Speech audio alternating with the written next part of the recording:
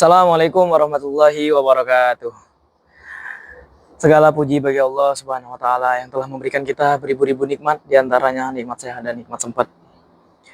Yang saya hormati dosen pengampu Bapak Taufik Hidayat MIKOM, dan yang saya hormati teman-teman rekan-rekan saya mahasiswa serta seluruh audiens yang berkenan hadir pada pagi hari ini. Perkenalkan, saya Ridho Ilahi dari Prodi Sains Komunikasi, Fakultas Komunikasi dan Bisnis. Saya berdiri di sini untuk menyampaikan sebuah topik yang sangat dekat dengan kehidupan kita sehari-hari, yaitu media sosial sebagai alat penggerak perubahan sosial. Hadirin sekalian, coba bayangkan saja, kalau seandainya berapa kali kita membuka media sosial dalam sehari-hari. Pagi-pagi membuka Instagram, siangnya melihat TikTok, malamnya curhat di Twitter sama Ayang. Aduh, teman-teman.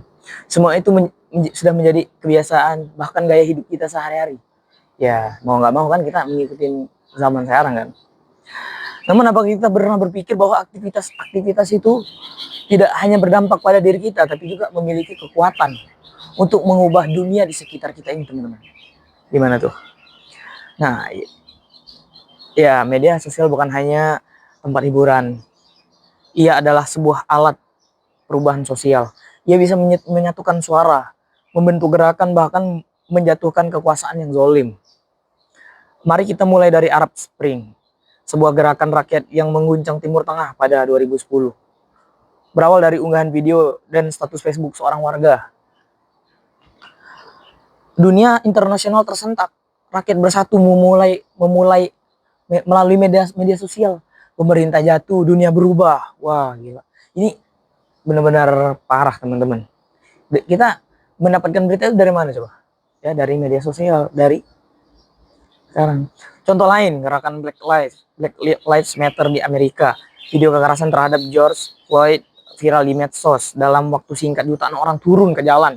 Tapi bukan hanya di Amerika, di seluruh dunia masyarakat bersimpati dan ikut menyuarakan keadilan rasial. Semuanya berawal dari mana? Dari satu video, teman-teman. Begitu kuatnya kekuatan media sosial. Bayangin aja, teman-teman. Video yang tadinya cuma ada di satu pelosok di dalam negara, di dalam kota itu kita bisa tahu. Kita yang ada di Jakarta ini misalnya kan, tahu, teman-teman. Video dari sejauh pelosok sana melalui media sosial. Di Indonesia sendiri, nggak usah jauh-jauh ke luar negeri. Di Indonesia sendiri aja tuh kita punya banyak contoh, teman-teman. Contohnya itu kayak ingat yang Gejayan memanggil, aksi mahasiswa yang menolak berbagai RUU kontroversial. Wah, itu gerakannya mau dimulai dari media sosial, teman-teman. Kalau nggak ada media sosial, nggak mungkin tergerak semuanya itu. Itu dimulainya dari mana? Dari media sosial, teman-teman. Kemudian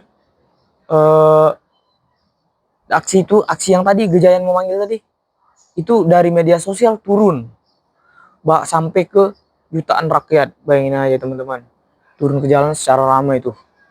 Nah, kemudian ada lagi nih tragedi Save KPK ketika masyarakat sipil mendukung Komisi Pemberantasan Korupsi saat berada di bawah tekanan. Semua bermula dari mana? Apa, teman-teman? Dari satu tagar, bayangin aja. Tagarnya apa coba? Dan kita menyaksikan bagaimana media sosial menyatukan keberanian jutaan rakyat. Wah, sini keren banget, teman-teman. Hadirin yang saya hormati, mengapa media sosial itu bisa sekuat itu, teman-teman? Oke, kenapa bisa sekuat itu? Jawabannya sederhana sebenarnya, karena ia memberi kekuatan yang tidak bersuara. Media sosial bisa kuat karena dia memberikan kekuatan yang tidak bersuara, teman-teman. Bayangin aja, kita yang bersuara ini aja belum tentu didengar oleh pemerintah kan. Sedangkan media sosial yang tanpa suara bisa mengguncangkan seluruh dunia, teman-teman. Teman-teman yang saya banggakan, rekan-rekan saya, sebelum media sosial, opini publik dikendalikan oleh media arus utama yang terbatas. Jadi sebelum kita itu memberikan opini kita, itu kita dikendalikan, teman-teman, terbatas. Kita nggak bisa macam-macam kayak sekarang kan melalui media sosial. Lalu wah, nggak bisa, teman-teman. Karena ada media sosial kita jadi bisa mengendalikan arus utamanya. Tapi gini, siapa saja termasuk kita bisa menyampaikannya. Tapi teman-teman, dari semua yang saya bicarakan tadi, kita juga tentu saja nggak boleh buta. Dalam hal apa? Ya media sosial juga memiliki sisi gelap seperti hoax kan. Ya menjadi penjaga akal sehat di dalamnya tuh, wah media sosial bisa membuat kita terpancing ke dunia yang fana ini juga teman-teman.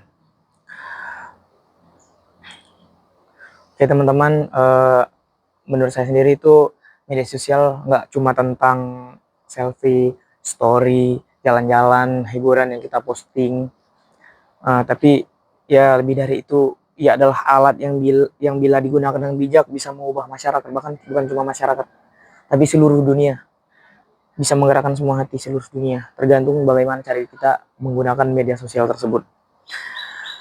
Bayangkan aja teman-teman, jika kita semua sepakat menggunakan media sosial untuk hal-hal baik, wah seperti menyuarakan kebenaran, mendukung keadilan, apalagi tuh mengedukasi masyarakat, maka akan lahir perubahan sosial yang tak lagi hanya mimpi.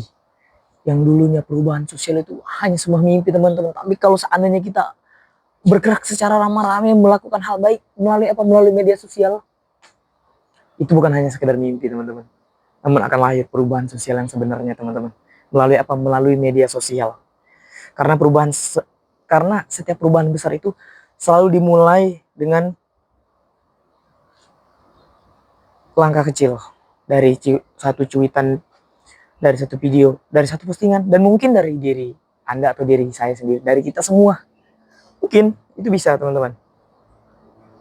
Maka dari itu mari kita jadikan media sosial bukan hanya ruang virtual, tapi sebuah medan perjuangan. Medan perjuangan menuju masyarakat yang lebih adil, sadar, dan manusiawi teman-teman sekalian. Maka kita harus benar menggunakan media sosial, tidak tidak mudah tertipu oleh berita-berita hoax, berita-berita yang belum tahu asalnya dari mana, sumbernya dari mana. Ya, itu bisa menjadi ancaman juga bagi diri kita. Jadi teman-teman, mari kita jadikan media sosial ini bukan hanya sebuah ruang virtual, tapi juga untuk menuju masyarakat yang lebih adil, sadar, dan manusiawi teman-teman.